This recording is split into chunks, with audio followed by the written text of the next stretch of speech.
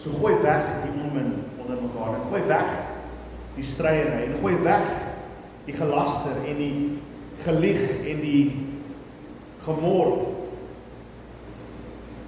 sodat ons nie waterlose wolke, vrugtelose bome is, maar dat ons sal vrug dra by regte tyd en reën vir hulle wat nodig het.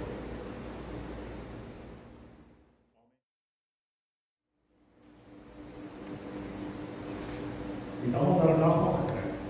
Sin is leeg. Was al net genoeg. Net nie. Ek dink die eerste keer wat gebeur word al net genoeg is, né? Dit lewe. Laat langs my na die brief van Judas.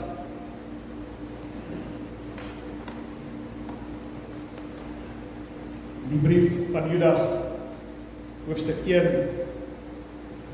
Daar is een hoofstuk, so eintlik is dit die hoofstuk, dit is net Judas. Judas hoofstuk 1 vanaf vers 12 tot en met vers 16. En ons lees saam. Hierdie mense is skandvlekke by julle liefdesmaaltye. Hulle vier skaamteloos saam met julle fees. Hulle sorg net vir hulle self. Hulle is wolke wat nie reën bring nie en deur winde voortgedryf word. Bome in die laat herfs wat sonder vrugte staan. Tweemaal dood, ontwortel. Woeste seegolwe wat hulle eie skandes laat opskuim. Dwaalsterre verby die somber duisternis vir ewig gereed gehou word. Henog uit die 7de geslag van Adam het ook teen hulle geprofeteer en gesê: kyk, die Here kom met sy heilige 10.000 om oor almal die oordeel te vel en om alle mense te straf vir al hulle goddelose dade wat hulle in hulle goddeloosheid verrig het en vir al die vermeentele dinge wat goddelose sondaars teen hom uitgespreek het. Hierdie mense, dit is hulle wat mor, wat fout vind en hulle drange uitleef. Hulle is grootmond en vlei mense vir hulle eie gewin. Net tot daar vanmôre. Vader, ek bid, Here, dat die seëning op hierdie woord sal wees, Here God, dat hierdie saad op goeie grond sal val vanmôre, sodat dit kan vrug dra, Here. Heilige Gees, dat U dit lewe sal gee vanmôre en sal bekragtig. Here Jesus, dat U verheerlik sal word in die woord wat uitgaan. Help ons in ons swakheid en help ons in ons ongeloof en help ons wanneer ons twyfel. Lei ons in die Heilige Gees. Amen en amen. Nou, julle sal sien dat die titel van hierdie boodskap is Heilig die liefdesmaaltyd. Maar as ons so kyk na alles wat hier gesê is en gelees is, klink dit net soos oordeel. Ek dink Judas het gekyk of hy 'n kompetisie kan wen van hoe sleg hy die mense kan sê en hoeveel dinge hy kan uitdink om hierdie mense te noem. Want hy doen dit omtrent, ek dink daar's omtrent 9 dinge wat hy noem. Skoon my. Daar's omtrent 9 dinge wat hy noem, as jy alles saamvat. Hoofsaaklik die eerste 4 wat hy sê, hulle is waterlose wolke. Hulle is vrugtelose bome. Hulle is sterre wat ronddwaal. Hulle is soos woeste seegolwe wat hulle soms laat opskyn. Hulle is mense wat mor, hulle is mense wat fout vind, hulle is mense wat hulle drange uitleef, hulle is grootmond, hulle vlei mense vir hulle eie gewin. Hulle sorg vir hulle self. Hulle is herders wat net hulle self herder. Dit is die eintlike Grieks, daar is herders wat hulle self herder. Hulle eet net vir hulle self. Hulle lewe net vir hulle self. En as 'n mens kyk na hierdie woorde, dan dink jy, Judas kan nie bietjie sagter gewees het nie. Kan nie bietjie meer tegemoetkomend wees teenoor die arme mense nie. Hulle is maar net woeste seegolwe. Jy wil nie so sleg te sê nie. Ek dink bitter min in die kerke vandag wil ons sulke harde woorde hoor. En tog is die boodskap van môre eerder heilig die liefdesmaaltye, want hierdie gedeelte begin met die woorde dat hierdie mense, hierdie lot is skandvlekke by julle liefdesmaaltye. Hulle is mense wat daar is om julle liefdesmaaltye skandalig te maak. Dis 'n baie moeilike woord wat vertaal word vir skandvlekke, want dit kan ook beteken die reefs by die see, dit waar die skipbreuk lê. En so dit is mense wat daar is om die liefdesmaaltye te vernietig.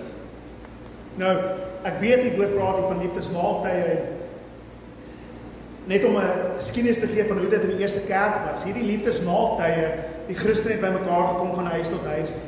Hulle het saam ete gehad, saam met een van die apostels of 'n disipel of een van die ouderlinge. Hulle het bymekaar gekom by iemand se huis, hulle het ete gehad, hulle het saam gekuier, hulle het gepraat oor hulle gemeenskaplike geloof, hulle het gepraat oor Jesus. En dan na die einde van daardie liefdesmaaltyd het hulle dan die wyn en die brood laat bring sodat hulle nagmaal kan hê. En so dit is daardie gemeenskap van die gelowiges. En so wanneer ek sê heilig die liefdesmaaltyd, wat ek eintlik vir ons sê is heilig die gemeenskap van die gelowiges onder julle. Dis waar vandag gepraat word. Heilig die gemeente. Want die liefdesmaaltyd is die voorstelling vir daardie samekoms. Nou ek weet ons gaan daai tyd 'n bietjie eet en bietjie drink. Nie alkohol nie, net gewone koeldrank. Maar ons gaan kuier. Hierdie was 'n gereelde byeenkoms van die gelowiges. Want om saam te eet in daardie tyd en daardie antieke wêreld, dit is om te sê dat ek is vriende met jou, ek is deel van jou. Jy het saam met my kom eet, ons het saam aan tafel gestaan, daar is 'n eenheid onder ons, daar is 'n vrede tussen ons. En Judas sê die waarskuwing is, as jy nie versigtig is nie, gaan daar mense insypel binne in hierdie gemeenskap. En hulle gaan skandvlekke wees. Hulle gaan skande bring. En ons sien dit in die kerk vandag, want daar word soveel gelet op, jy moet tegemoetkomend wees, jy moet mense aanvaar soos wat hulle is, met hulle sonde en al. Daar word baie keer die oordeel uitgespreek en gesê, weet jy moet die sondaar lief hê en die sondaar haat. Dit is reg, ons is lief vir die sondaar. Maar dit beteken nie sondaar kan kom in jou kerk en in die sonde pleeg binne in jou kerk en aanvang wat hy wil in jou kerk nie. Wanneer ons sulke dinge toelaat, dan bring ons 'n skande op die kerk. En ek weet van ons, in die eerste oomblik wat ons nou dink nou aan die ergste sondes wat ons aan kan dink. Ons dink aan al die vuil dinge wat in die wêreld aangaan. Ek gaan weer eens nie die naam noem nie. Julle weet wat dit is. Maar kyk na die konteks hier. Hy sê hierdie mense is mense wat kla, mense wat mor, mense wat fout met ander mense. Dis die mense wat skande bring in die gemeente. Ja, die ander sondes word ook genoem elders in Judas. Maar spesifiek vir hierdie, sê dit is die mense wat inkom en fout vind, wat mor, wat kla, wat optree teen die leiers. Hulle doen net soveel skande aan die gemeente. Hoeveel keer het ons al gehoor? Ek is weg uit hierdie gemeente uit, want die mense het my sleg behandel. Of hoeveel keer praat mense van die kerk en sê, weet jy, daai kerk is net vol skynheilige mense. Dan wil ek sê, jy is net so skynheilig broer of suster. Want ons almal is mense met foute, ons almal maak seer, ons almal word seer gemaak. Maar dit is maklik om buitekant te staan en te kla en sleg te sê. Hoeveel kerke skeur vir hierdie redes? Ja, die pastoor kuier net by sekere mense. Gelukkig kuier ek by niemand van julle nie. Ek kuier daarom by van julle, ander redes. Maar mense kla oor allerlei dinge. En dan wil hulle om hierdie heilige tafel kom sit en sê dat ons vrede het en ons liefde het. Dit bring groot skande aan die kerk.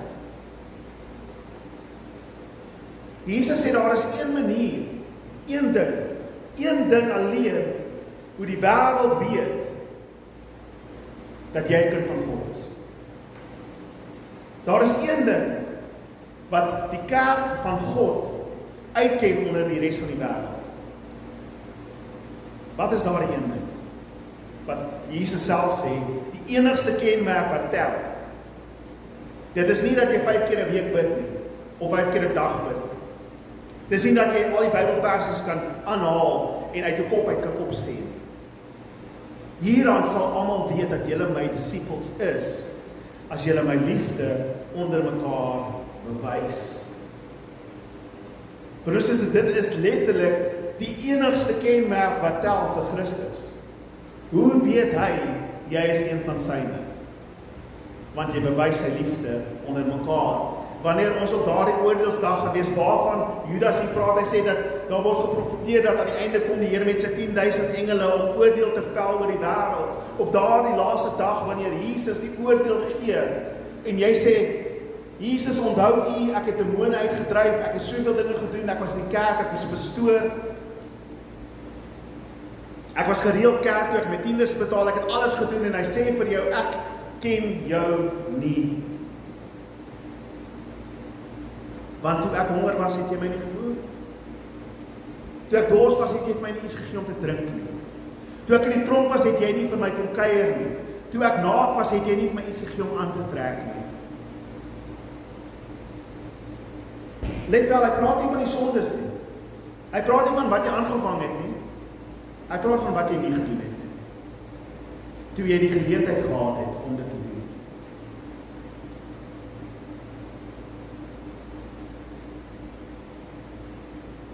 Dit is hulle wat skande bring op die liefdesmaaltyd. Nou voordat ons te veel van dit gaan kyk, moet ek wel, ek het laasweek gesê ons gaan nie laasweek oor praat nie, en ons nie hierdie week oor dit gaan praat, dan gaan ons nooit oor dit praat nie, so ek moet nou hierdie week oor dit praat. Judas haal vir Henog aan in hierdie brief. Nou ek weet, baie mense kyk na die gedeelte en sê, maar ek kry nêrens in die Bybel 'n boek van Henog nie. En dit is waar, daar is nie 'n boek van Henog in ons Bybel nie. En daar is baie mense wat kyk na dit en sê, sien jy, die kerk het boeke vir ons weggesteek. Want Judas praat van die boek van Henog. Maar nêrens sien ons daai boek nie.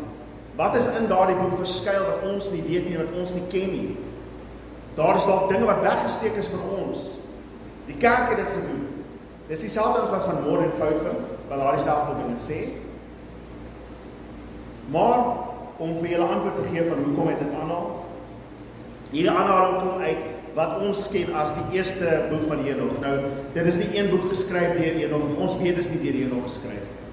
Die rede hoekom ons weet dis nie deur Henog geskryf nie, is dat dit is 'n kollektiewe samestelling van manuskripte wat van 200 voor Christus tot 100 na Christus geskryf is en saamgevoeg is in een boek met die titel Henog. Dis al. Dis nie dat Henog het geskryf het nie. Die rede hoekom ons dit die boek van Henog noem is dat die eerste hoofstuk begin met die storie van Henog wat profeteer oor die eindtye. En dit is hoekom ons op die boek van Henog noem. En dan is daar klomp goeders binne in daai boek wat baie deur mekaar is. Daar is waar jy lees van die engele wat gerebelleer het in die hemele en toe met die dogters getrou het van die mense en toe het hulle oorlog gevoer en hulle brei verskriklik uit op al daai stories. Wat die skrif is. Maar in die begin van daardie boek is daar profesie. Nou, die Jode van Judas se tyd en van die kerk in daardie tyd het hierdie boek as nogal belangrik gesien. Dit was vir hulle 'n goeie boek om te lees, maar dit was nooit deur hulle gesien as heilige skrif. Deur hulle self was dit nie erken as heilige skrif. Hulle het geweet dit is maar net dinge wat ouens opgeteken het en saamgevoeg het en 'n naam gesit het Henog en gesê Henog het dit alles geskryf. Ek wil wel sê dat heel waarskynlik kon Henog hierdie profesie gegee het. En dat dit oorgedra is aan sy kinders en aan Noag, en Noag het dit aan sy kinders oorgedra. En dat hierdie eindelike profesie wel van hom afkomstig is en uiteindelik opgeteken is in hierdie ander manuskripte. Dis nie onmoontlik nie. Maar die boek van Henog, broer en suster, is nie iets wat weggesteek is nie. Die kerk weet van dit veral die 2000 jaar, ons is bekend met dit. Ons het hom verloor vir 'n rukkie. Maar in 1773 toe het hulle dit gekry daar in 'n Ethiopiese kerk. Wat hulle het dit as baie heilig beskou en so daar was 'n kopie gewees wat ons daar gekry by die Ethiopiese Ortodokse kerk en hulle het die hele ding gehad. En toe met die dooie boekrolle toe ons die opgrawings gedoen in 1947, toe kry ons ook fragmente van hierdie boek van Henog wat ooreenstem. So daar is 'n antieke boek, die boek van Henog, en Judas haal daaraan uit. Hy haal uit hoofstuk 1 van vers 5 tot 9. Ek dink dit is op die bord droom. Henog 1, het ek daar sit daar. Alraai. So hierdie is die eerste vers en die laaste vers van daardie profesie. Jy sal dit sien. Hy begin met die heilige groot een sal uit sy woonplek kom en die ewige God sal op die aarde loop. Op Sinai. Hy sal uit sy kamp tevoorskyn kom en in die krag van sy sterkte uit die hemel van die hemele verskyn. En dan wat Judas aanhaal in die volgende vers.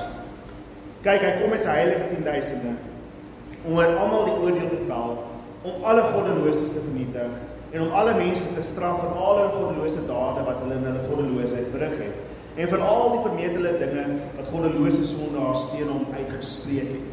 So dit is wat in die boek van Henog voorkom. Dit klink baie Bybels. Daar's ander, Jesaja het soortgelyke woorde, Esegiel het soortgelyke woorde, wat miskien daarop dui dat daar 'n profesie is wat van baie jare af terugkom en oorgelewer is deur die mense deur die jare. Daardie is idee van hy wat staan op die berg Sinai en so voort. Maar as hy die boek van Henog. Nou, die ander vraag wat mense dan vra is, as Judas dit aanhaal, behoort ons dit nie as Bybel te sien nie. Ek meen, hy sê, daar's 'n profeet, Henog, hy sê, Henog, die seun van Adam af, het geprofeteer. Sekerlik is daardie dan heilig. Is iets heilig omrede 'n skrywer van die Nuwe Testament dit aanhaal? Is seker die vraag wat ons dan moet vra. En die antwoord is, kom ons kyk na 'n ander voorbeeld. Ons broer Paulus, al 2 keer 'n profeet aan. Die eerste een is in Titus 1 vers 12 tot 13 na Kroon. Skryf Paulus aan Titus hierdie woord, hy sê, een van hulle eie mense, hulle eie profeet, het gesê, Kretensers is altyd leenaars, slegte ondiere, lyfvrate. Hierdie getuienis is waar, en daarom spreek ek hulle skerp aan, sodat hulle gesond kan word in die geloof. Paulus was ook nie bang om jou sleg te sê nie.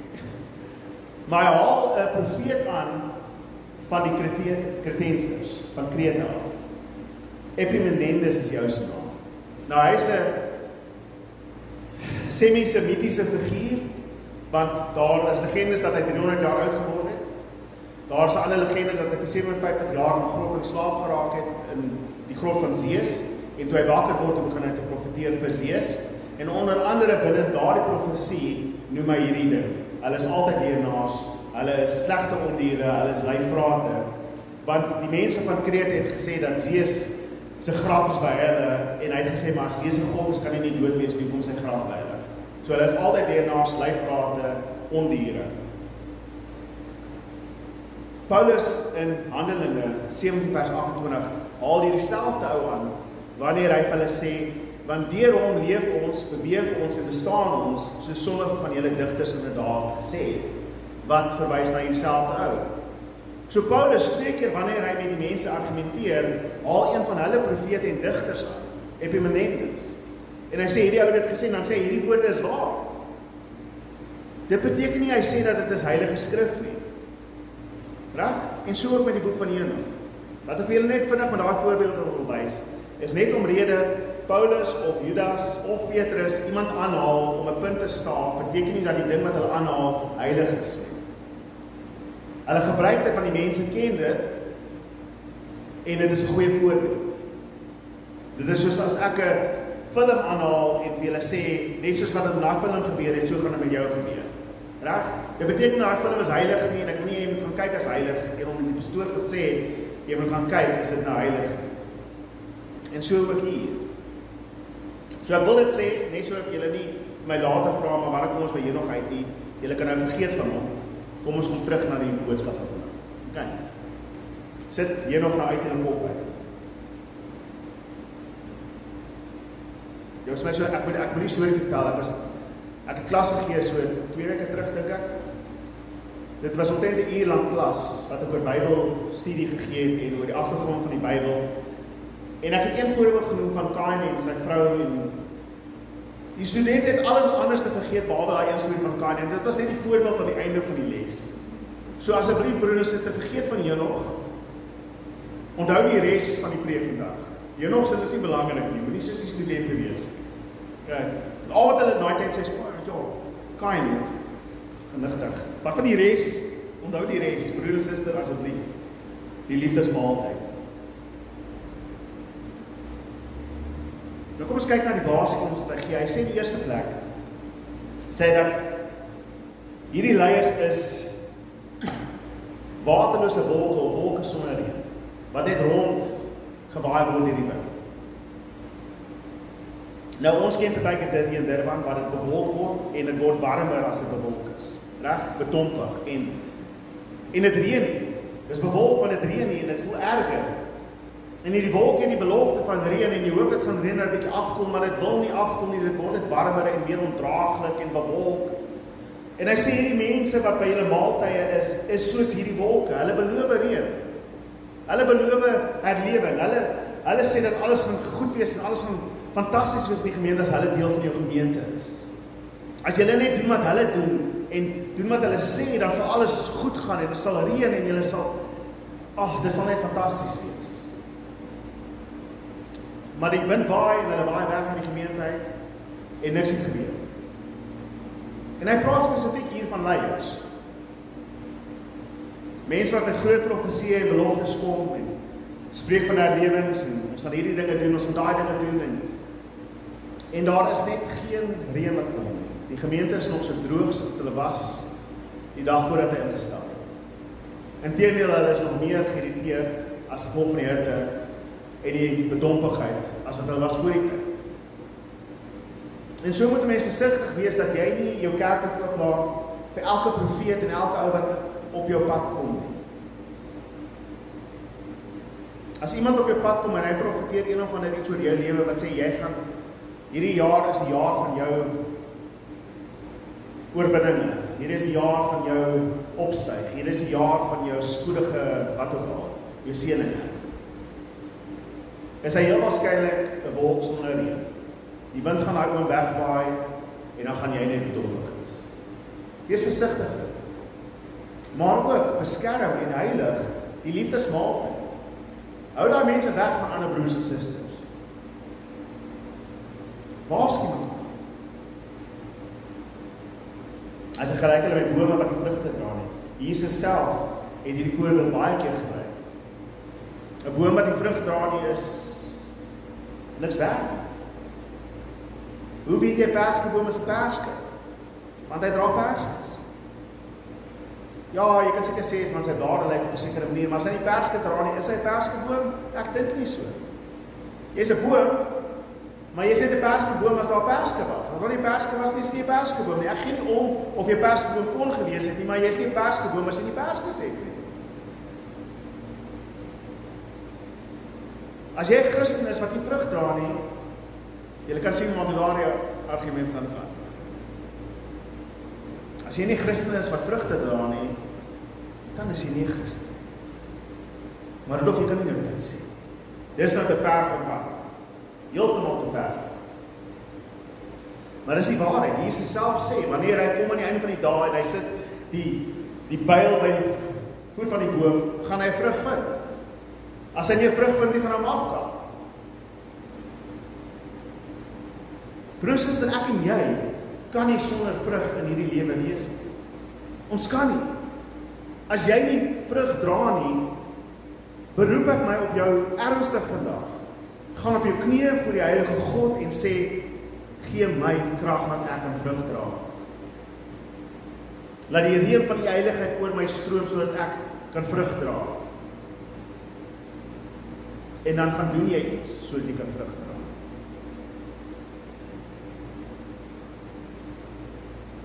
Woeste seegolwe wat hulle skandes in die lug gegooi. Daar word baie keer gepraat van 'n rowwe see en 'n woeste see wat praat van die chaos van die mense. En hierdie is dit meer dat jy veiligheid kan sien van die wit golfies. Ek weet nie of julle al daar op die strand gestaan het, dan kyk jy na die golwe wat daar so dryf en jy sien die wit skyn bo op die golwe. En van ver af lyk dit, ag, dit is so mooi. Dan kom jy nader, dan sien jy wat is in daai skyn. Dis veilig.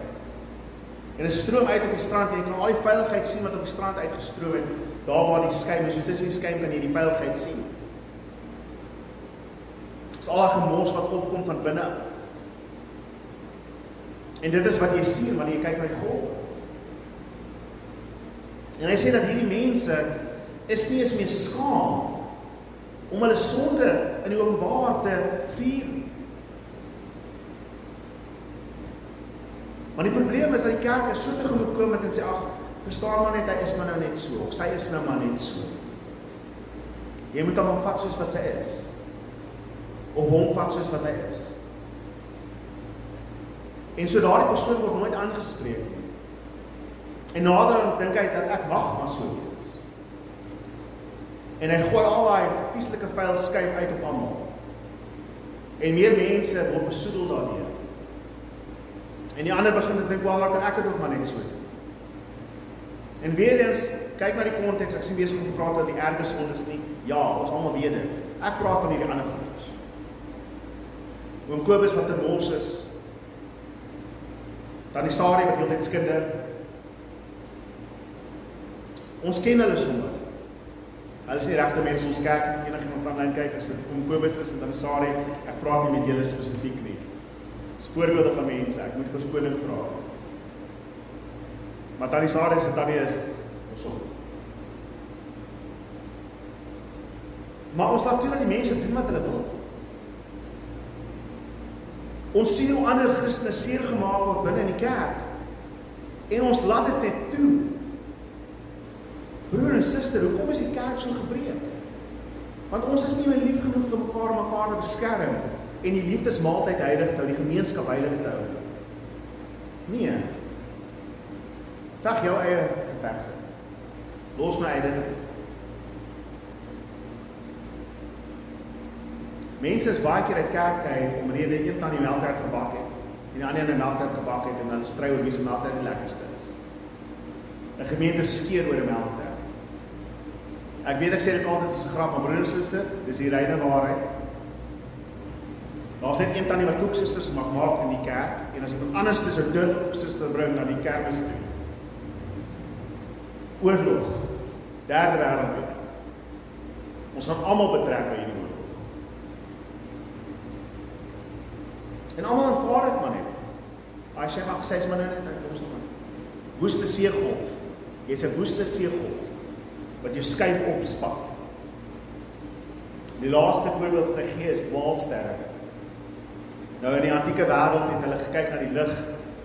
Hulle het die sterre in die lig gesien en ek weet baie van hulle het gesien, okay, dit is dalk die gode en die engele wat daarbo is, die liggies wat skyn. Maar daar is sekere sterre wat rondbeweeg. Daar is sekere sterre wat nou sy daar, dan sy daar.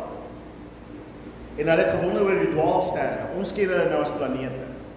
So ons weet dit is die planete wat beweeg in hulle wentelbane. Maar vir die antieke wêreld was hierdie dwaalsterre, soos hoekom is daai ster? Gewoonlik kan ek my pad aanwys te kyk na die sterre, maar skielik is hierdie ster wat ek gedink het daar moet wees as hy daar. En nou loop ek in die verkeerde rigting. En so die antieke mense het gesien hierdie dwaalsterre is, jy kan nie op hulle vertrou nie.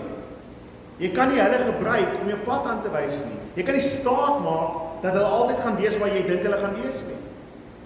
En so ook hierdie leiers. Mense waarop jy nie kan staat maak nie. Mense wat jy nie kan vertrou nie. Want dan sê hulle een ding, dan sê hulle ander ding. En luister, ek verstaan dat partykeer verander ons sieninge oor sekere konsepte, maar hierdie is mense wat vir elke gier gaan wat hulle kan vind. As daar een of ander gier in die kerkwêreld opkom, dan hardloop hulle agter dit aan. Ons gaan nou dit doen. Ek gaan net 'n paar voorbeelde noem, net vir illustrasie. Ek sê nie noodwendig dat dit slegte dinge is nie, verstaan my baie mooi. Maar op 'n stadium was daar Jahwe se gebed en almal het Jahwe se gebed op 'n yskas geplak en bamperstickers gesit en allerlei dinge en klomp mense het preek uitgewerk oor hierdie Jahwe se gebed. En toe kom Purpose Driven Life, ons allemaal hardop agter die Quarters Purpose Driven Life aan. En dan kom hierdie ander ding en hardop ons agter daardie ding aan. En so gaan die kerk so volgens die gier. Plaas hulle net bly by wat in die woord is en klaar kry. Maar nie, ons moet hierdie giere volg. Ons moet agter hierdie ander dinge aanhardloop. Broer en suster, jy gaan jouself nog hardloop. En partykeer dink ons dat ons na hierdie groot kerke toe moet gaan, waar hierdie groot show opgesit word of hierdie fantastiese produksies. En as jy jou teleerstel, dan gaan soek jy die volgende groot naam en groot pastoor. En die pastore word amper soos celebrities, soos sterre. Ek meen al selfs TV-programme soos Pastors Wives of San Francisco of something, maar ek weet nie wat die Dutch naam is nie. Kan jy dink dat daar 'n realiteitsprogramme oor die pastore se vroue? Hulle almal, nee, Here, wees my genadig, voordat ek dit sleg sê. Ek wil soos dat sê, hulle is woeste golwe, hulle is al die dinge. Genigtig, man. Hulle is mense wat skibreek en skande in die liefdesmaaltyd bring. Maar daar is die waarskuwing vir ons. Die Here gaan kom om te oordeel. Ek dink baie keer sien ons hierdie dinge en ek het laasweek genoem, ek noem dit weer. Ons kyk na dit wat in die kerk aangaan, en ons kyk na dit wat in die wêreld verkeerd is en ons sê Here, hulle kom weg met alles. Maar ek dink Judas herinner die ouens hier. Onthou Henog het die 7de na Adam. Nou hy gaan so oor terug dat jy nie eens die jaar kan tel en voor die vloed. En hy sê destyds daar al het Henog gesê wag, die Here gaan hierdie mense straf. En as dit duisende jare voor hulle is, sê Judas, hoe ook al lank dit vat. Dis nie jou veg om te geveg nie, die Here sal oor hulle die oordeel spreek. Maak seker jy is nie in daardie oordeel of onder daardie oordeel wanneer dit gebeur nie. Waar is jou hart vandag? Gaan jy saam met hierdie woeste seegolwe, waterlose wolke, vrugtelose bome, dwaalsterre, gaan jy saam met hulle getel word? Of gaan jy saam die heiliges van God getel word wat saam met hom? En so dis 'n waarskuwing vir sy gemeente aan wie Judas hier skryf. Dis 'n waarskuwing om te sê, maak seker jou hart is reg. Maak seker waar jy is die regte plek. Net omrede dit nou goed gaan met jou en voorspoedig met jou gaan, moenie dink dat dit is omrede die Here jou seën nie. Ja, die Here se genade en seëning is op jou. Maar as jy in sonde is, dan is dit ander dinge. Want dis nie wat tel nie. En so nadat hy praat van die oordeel, kom hy na die einde van hierdie gedeelte toe en hy sê, hierdie is eintlik die mense van wie ek praat.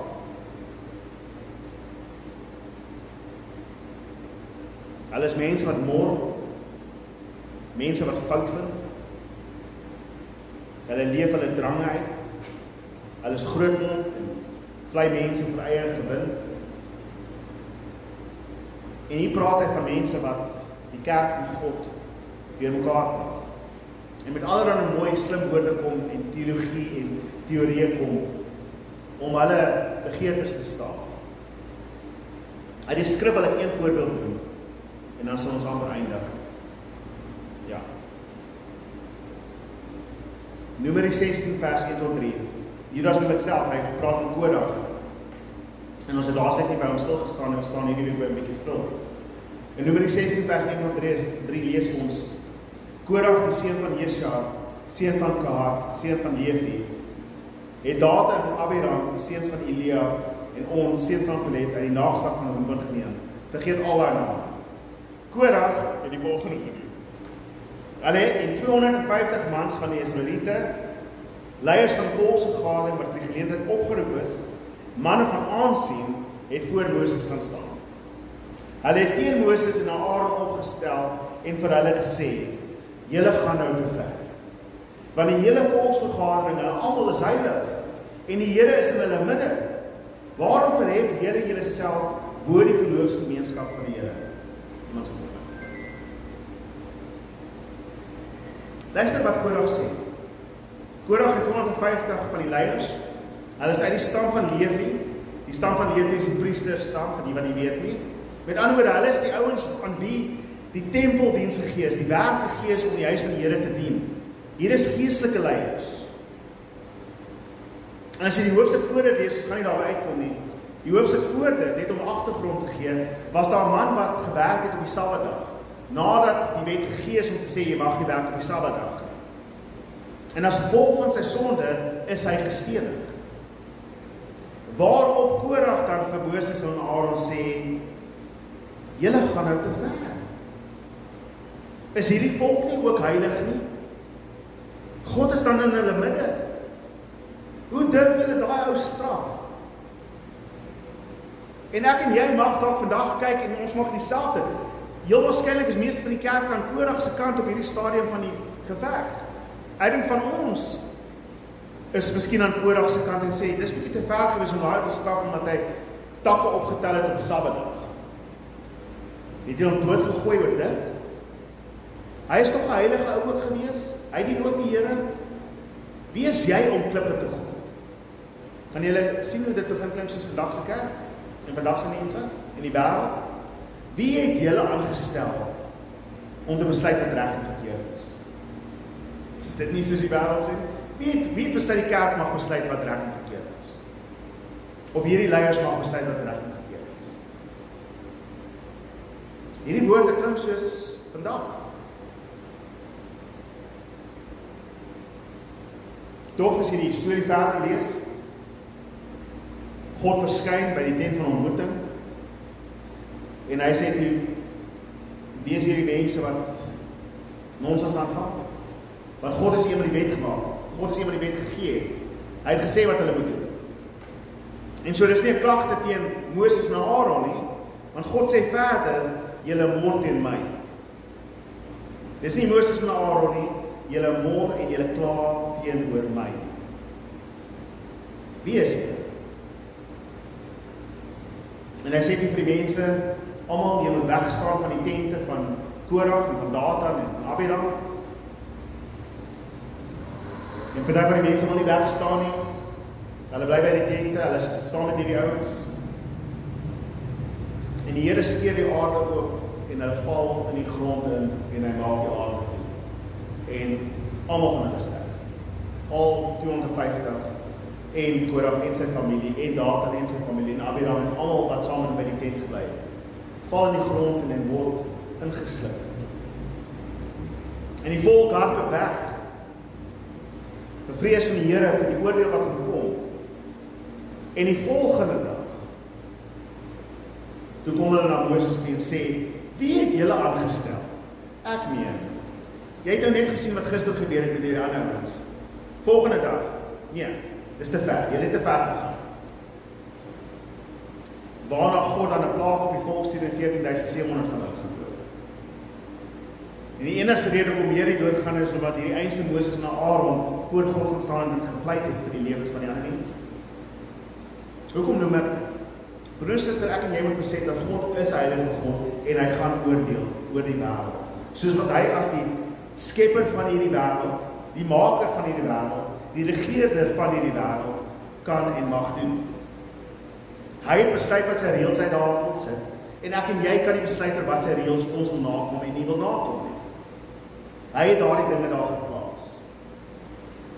En omrede ons dit nie kon nakom nie, het hy sy seun gestuur om te sterf vir ons sondes.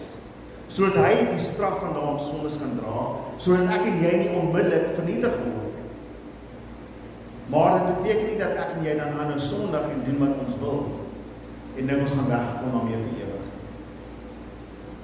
En dis die waarskuwing.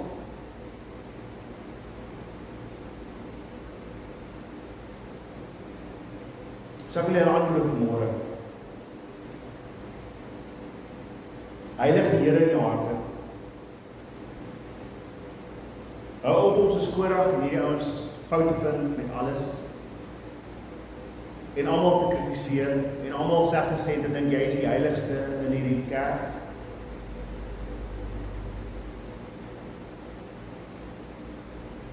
Wees lief vir mekaar, red mekaar uit die vuur uit, wees genadig en barmhartig oor hulle betwyfel. Ons gaan dit sien in Judas, dit is herhaaldelik die doel van hierdie brief. Want ons moet ons gemeenskap beskerm. Die gevare buite en die dwaalleer buite ja. Maar soveel te meer moet ons die gemeenskap beskerm en die gevare wat binne in ons harte begin. En dit begin klein. Jy begin te kla oor klein dingetjies in die kerk wat nie reg is nie. En as jy daarvan dat jy gaan praat met iemand wat jou kan help om dit reg te maak, as jy daarvan dat jy kan uitvind of daar 'n manier is wat ons anders te kan doen, begin jy te skinder by die suster langs jou of by die broer langs jou. En binnekort dan selfs vir die gemeente uit hierdie gemeente uit en dan het ons niemand hoor nie. So ek wil 'n beroep op julle maak, as jy vind in jou hart, as jy sien, ek raak dan 'n bietjie krities oor die gemeente of oor die kerk. Wees versigtig dat jy nie Korach is nie. Amper soos Korach, maar nie Korach. Soek eerder vrede onder mekaar en liefde. Ons word geroep tot daardie hoë ideaal. Om mekaar lief te hê, om mekaar liefde te bewys.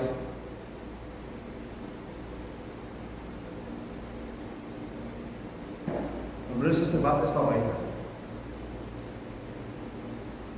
Ek het al baie keer gehoor mense sê, die mense by die pub is vriendeliker as die mense in die kerk. Fair enough, maar soms uit ons. Punt op buitekant en kyk of hy nog steeds vriendelik is. Partykeer nie. Ja, jy kry mense wat al vriendelik oor die algemeen is.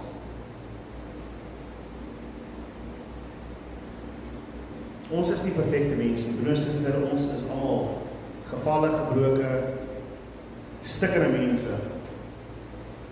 Maar ons het een ding in gemeen. Ons dien 'n perfekte, heilige, vlekkelose lam. Wat betaal het vir my sondes, en daarom moet ek glo betaal het vir jou sondes. En as hy jou kon vergewe het, dan moet ek jou kan vergewe.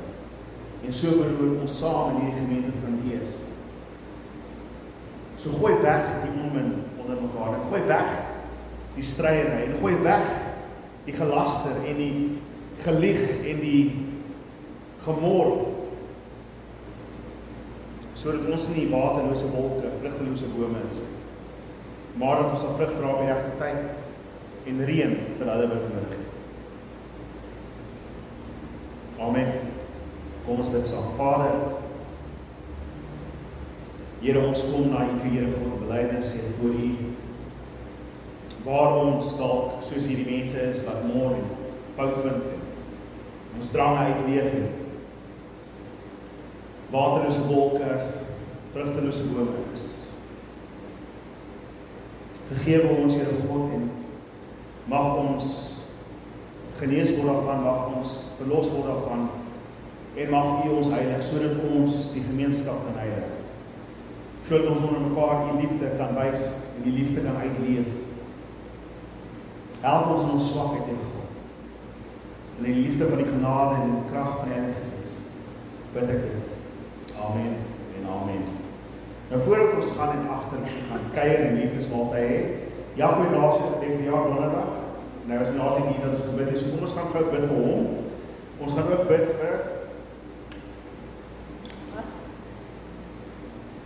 Chris en Jekie se huweliksherdenking, wat nou ook binnekort hierdie week plaasvind, oor 3 dae.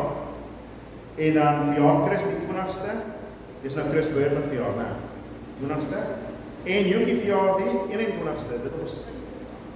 Is dit Chris Winterbach wat verjaar, is hele verjaar. Genigtig, ek sê net 'n Chris, jy gaan nie so sit ook. Daar's te veel Christe wat ek ken. So Chris en Jekie verjaar die 20ste en die 21ste, Jaco het verjaar die 3de, dan is julle huweliksherdenking, hoekom sou julle trou so naby aan julle verjaarsdag? Genigtig man, sodat julle een partytjie kan gooi, net een keer op geskenke te koop. Dis so mense te doen. Ja nee. Kry iemand wat op dieselfde dag naby genoeg verjaar, sodat jy net een partytjie te gooi. Dis wat ons leer in hierdie Here. OK. Kom ons bid vir die seën van die Here oor almal en dan kan ons gaan. Vader, ek dankie Here vir die voorreg vanmôre om te kan bid vir Jaco. Here, dat U hom sal seën, Here God, in hierdie lewensjaar. Here, dankie vir wat hy doen vir die gemeente. Here, dankie vir wat hy doen as vriend, Here. Here, weer eens hoe hy bystaan waar nodig is, Here God. Here, wat voorreg om hom te kan ken. Here, en ek bid dat U ons sal seën, Here God, en al sy paaie gelyks te maak. Here, dat U oorvloedig oor hom genadig sal wees, Vader. Here, dat alles wat hy aanpak in hierdie jaar kom, Here, geseën sal wees, Here, dat U alles sal gee wat hy nodig het, Here Vader. Here, en in sy geestelike lewe vra. Here, bid ek dat U hom sal verdiep in sy verhouding met U en nader trek in U, Here God. En ek dank U daarvoor. Here, ek bid vir Chris wat verjaar ook, Here, dat U seën op hom sal rus in die werk. Here, en met al die besigheid wat hy doen, Here Vader, bid ek dat U oor hom genadig sal wees, Here Vader, en met hom sal wees, Here, binne in alles. Al die besluite wat geneem moet word.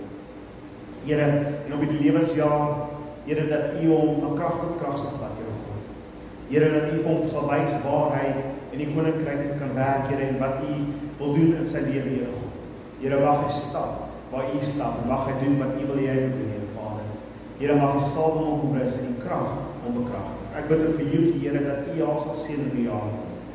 Here, mag sy kry wat sy vra, Here, mag sy vind dit wat sy vra, Here. Here, mag jy luister na gebede vir haar kinders. Here, mag jy haar sterk maak, Here God, elke dag, Here van hierdie jaar. Here, mag jy haar opbeheer, Here, en mag sy vrug dra, Here God, in die koninkryk. Here, laat die liefde, Here, en die genade bevloedig oor haar wees, Here. Here, ek bid ook vir die huweliksherdenking, Here God, dat U ook hulle sal seën, Here Vader, vir al die jare wat U hulle al geseën het, Here God, bid ek dat U dit nog verder sal seën. Here, dat hulle liefde sal verdiep, Here, dat hulle liefde sal versterk, Here God. Here, dankie dat ons gesien het, dat ons opgee oor mekaar, en dat ons aan mekaar staan, Here. Here, dik en din, Here God, is U met hulle, en is hulle met mekaar, Here. Mag die seëning op hulle wees. Here, en aan elke gemeente hulle hier, Here, spreek het die seënheid. Mag ons gaan in die seën van die Here, wat die aangesig van ons skyn. Here, en mag ons in vrede beleef. Ek bid dit in Jesus Christus se wonderlike naam. Amen en amen. Dankie broer en suster, ons sien julle later.